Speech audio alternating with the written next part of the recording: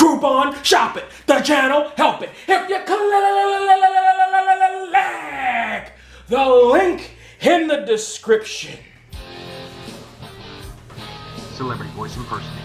Let's talk about celebrities and their political views.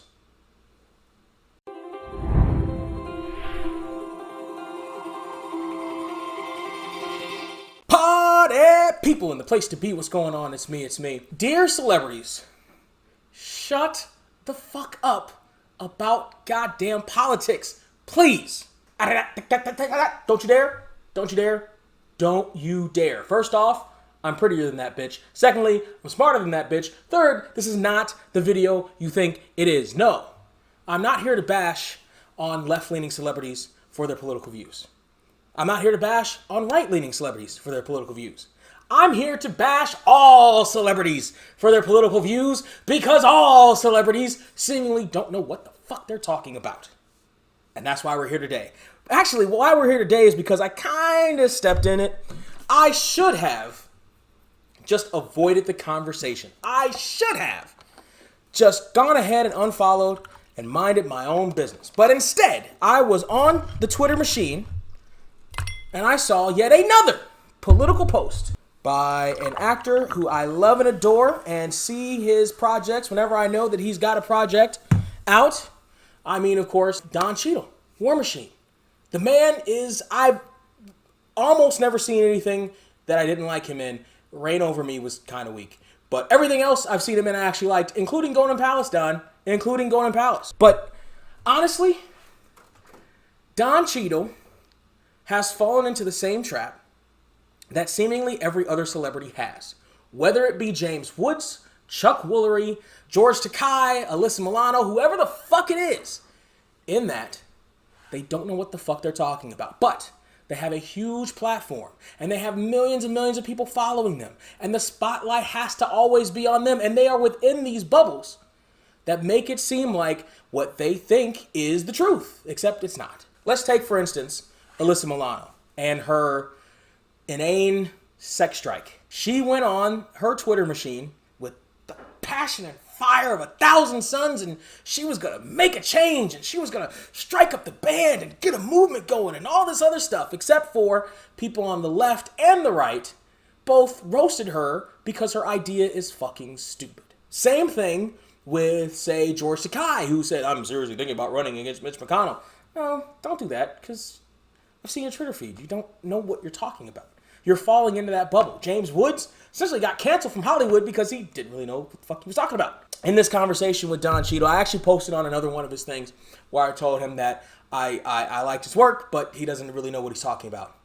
And then here comes another one, and I happen to say the same thing. Now, the thing is, I said the same thing while the tweet, how am I fucking 80? While the tweet was still young enough for him to actually be paying attention to it, and he responded with, oh, looks like you went over your 2-drink minimum there, Papa, or whatever the fuck he said. No, it's that you don't really know what you're talking about. And the truth of the matter is, it's not really your fault. We look for things from celebrities that we probably shouldn't. When it comes to stuff like politics, don't pay attention to what celebrities say any more than you would pay attention to what anybody else in your life says. Because here's the thing, celebrities, contrary to what we may think and contrary to what their fandom may proclaim and what they may project out in public, they are, in fact, people. And they are susceptible to the same things that any other person is susceptible to, including groupthink, including being trapped in a bubble of people that you know, an echo chamber of whatever social media device that you choose to partake in. They're susceptible to that. They're susceptible to one of the bigger things that's an issue in this political climate. And no, it's not Orange Man. It's how we ingest our news, where we get our news from. Whether you get it from Fox or CNN or MSNBC, you're probably getting it from the wrong place, because those places are not really designed to actually give you the news. Those entities are money-making entities. They are owned by corporations. They are there to put forth the narrative that their corporate chair people want to put forth. not necessarily the news, not necessarily the objective truth. And they haven't been for decades. Yet we all, celebrity and non-celebrity alike, or most of us, get a lot of our news sources from there. Still, to this day, a lot of people have fallen into that trap because it's easy to digest, because it's there, because they're recognizable names. CNN, the first name in news. We all know CNN, right?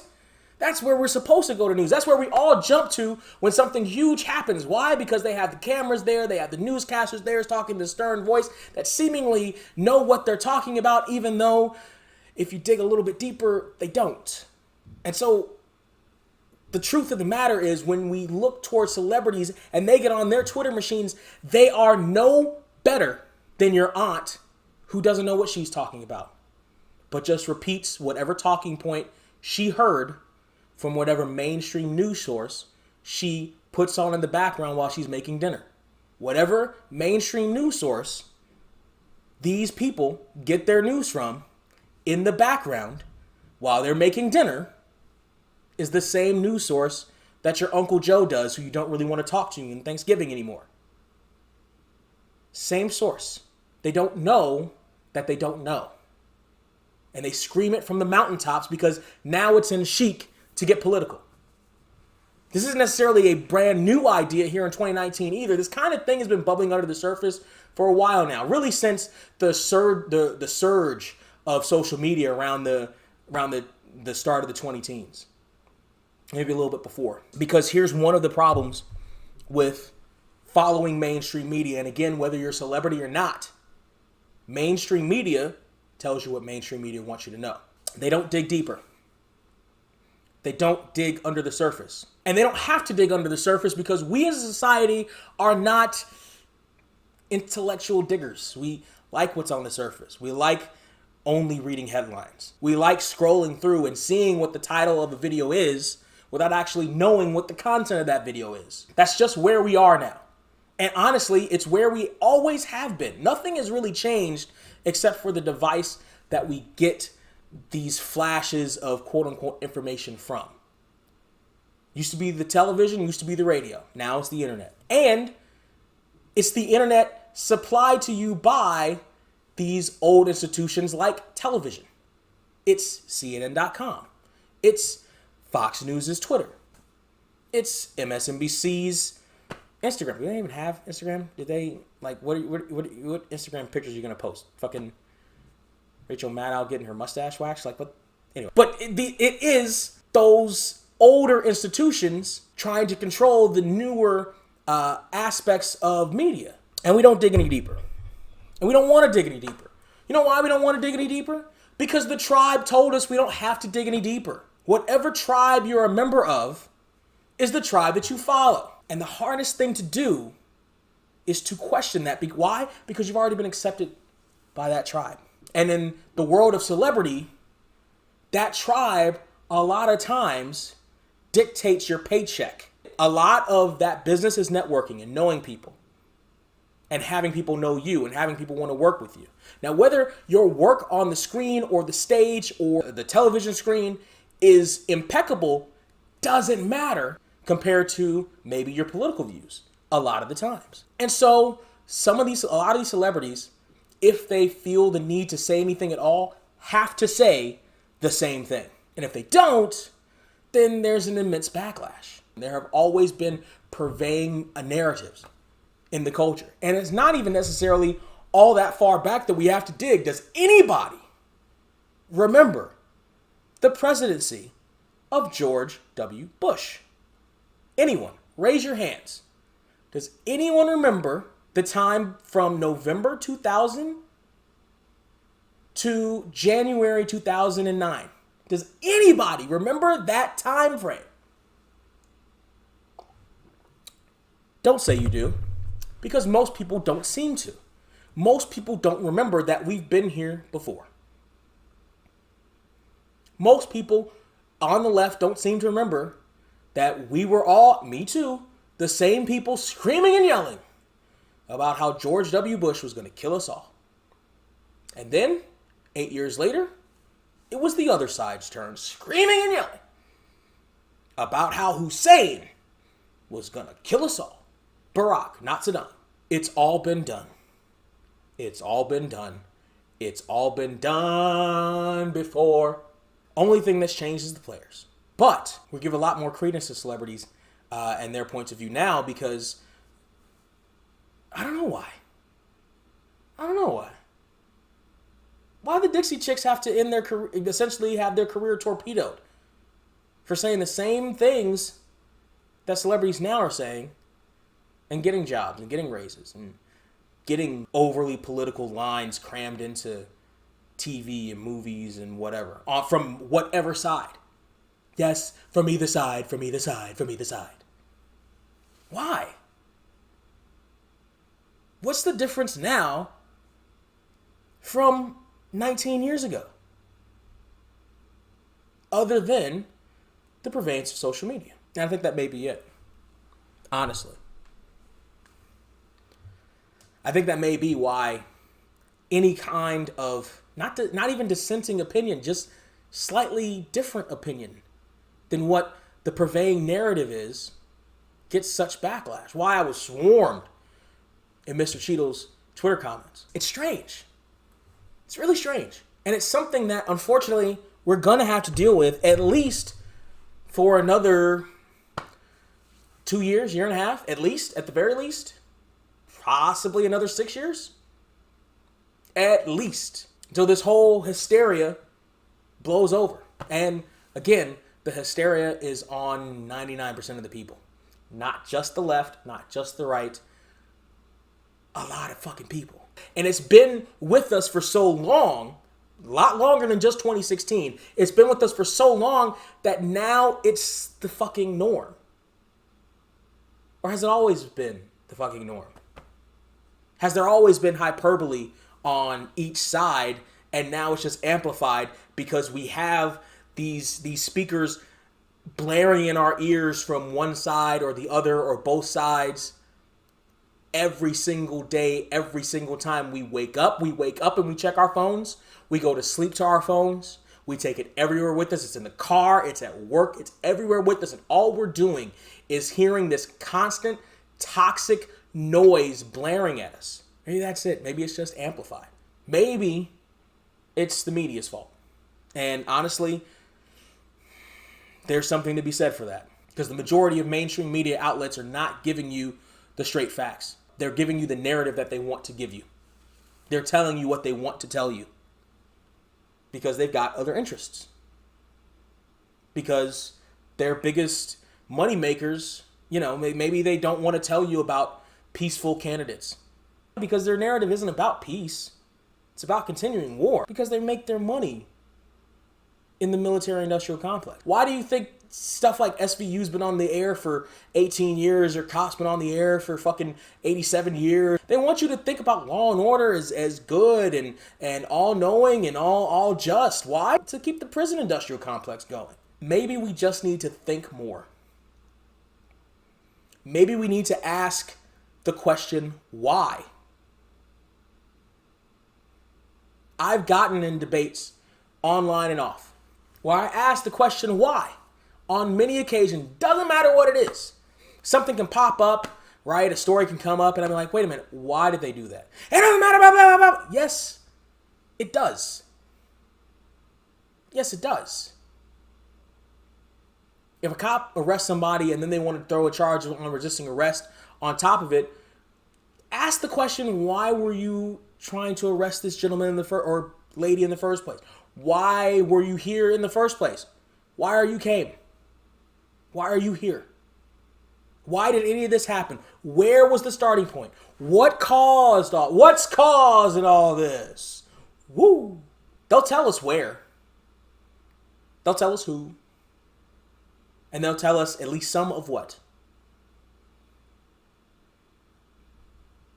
We need to keep asking about the what. We need to start asking about the why. We need to dig a little bit deeper. Maybe we need to look into sources ourselves. We've got all the information right there, literally in our hands. Every second of the day, you are never without your phone. You can look a lot of this shit up yourself. You can stop looking towards celebrities. You can find the answers yourselves. You can stop liking things just to like things and retweeting just innocuous shit that doesn't actually get to the heart of a matter, and articles that you haven't fucking read. Do you know how many times, and there was a point where I got past this in my social media activities, but especially recently, there have been a lot more articles shared in groups and timelines that I'm a part of that are on satirical sites that are shared seriously, that aren't shared with a laugh, that are shared with, look at how far this has gone, blah, blah, blah, blah, blah, blah. And it's the very first thing at the top of the page, if you actually click the link, tells you satire. But we don't look that closely. In general, as a society, we don't dig that deeply. And that, in and of itself, isn't even necessarily a crime. Because you know why? There's only 24 hours in a day. You have a life. You have a family. You have a job. Maybe you have career aspirations. Maybe you have a dream that you want to achieve. Maybe you have a goal that you want to get towards, and that's the focus of your life. Great. A third of your life is spent in bed. You only have 2/3 of the day left. Some of that's in traffic. Some of that's dealing with people that you don't want to deal with. Things that you don't want to deal with. So then what are you to do? Maybe take a few minutes out of your day, 20, a half hour, to actually start digging into the people who do ask those questions. And no, they are not on CNN, Fox News, MSNBC. They are not on your local news. They are not. They are on the internet. They're on YouTube. They may be buried, but they're on YouTube. They're guys like Jimmy Dore that'll dig for you, Secular Talk, that'll dig for you, that'll find you the answers and give you the links towards those answers and break down what this shit actually means for you. But you got to find them. You got to do some legwork to follow and find these people that'll do the rest of the legwork for you. It ain't going to be Chuck Woolery. It ain't going to be Pat Sajak. And it ain't going to be George Takei. It's going to be people whose job it is to dig through the crap in the news cycle, to find the actual truth and present it to you, unabated by any kind of corporate overlord. You gotta find them yourself. You gotta go digging for them. You gotta question them, and you gotta check their sources. And most of them will give you their sources readily. We can't just live in the superficial anymore. We can't. I am happy about what happened in 2016. I am happy in the fact that people are now, more people are now paying attention to politics. That part is good. The bad part is more people are paying attention to all the wrong shit when it comes to politics and news. Everybody's attention is turned in a direction of politics. Fantastic. Everybody's attention is geared towards a big orange tree, not the fucking forest. And fine, get some help finding out what is actually in that forest. There's no shame in that. There's no shame in admitting that you don't know something. There's no shame in when you're presented with a different idea, looking into that idea and maybe changing your point of view slightly. Because guess what? Just like the world ain't black and white, the world ain't red and blue. And the sooner we stop thinking of it like that, and the sooner we stop following these fucking hacks that present the world to you in that way, the better. Party people. Had to get that off my chest. That's so much lighter. Tell me what you think. Down there in the comments section. Like, share, subscribe. Do you hate me? Do you want to go in the comments and tell me how much I support something that I never said I supported in this video at all or ever in my life? Go right ahead. That seems to be where the prevailing winds are. Or have I managed to move something in you that makes you think? That makes you adjust something, that makes you ask a fucking question, that makes you check a source, that makes you think twice before you share some article that your cousin in podunk buttfuck told you about or posted on their timeline. Did I make you think at all? I hope I did. I honestly don't really care in the scope of this video which way I made you think. I just wanted to make you think. I just wanted to make you ask some fucking questions. And you can ask those questions down there in the comments section. You can also like, you can share, you can subscribe. You can go to Subscribe Star, help keep the lights on at the party. Patreon, help keep the lights on at the party. PayPal, help keep the lights on at the party. You can share it with your cousin in bumfuck podunk, and your 60-year-old aunt, and your Uncle Jimmy, who you don't talk to in Thanksgiving for whatever reason you don't talk to him. You can share it all. Help get the message out. Maybe help change some minds. Maybe help check out some of the channels, some of these other news sources on the internet. The only thing we can do is look within ourselves before we try to change anything else. That's the first step. Ready to take it? Cheers.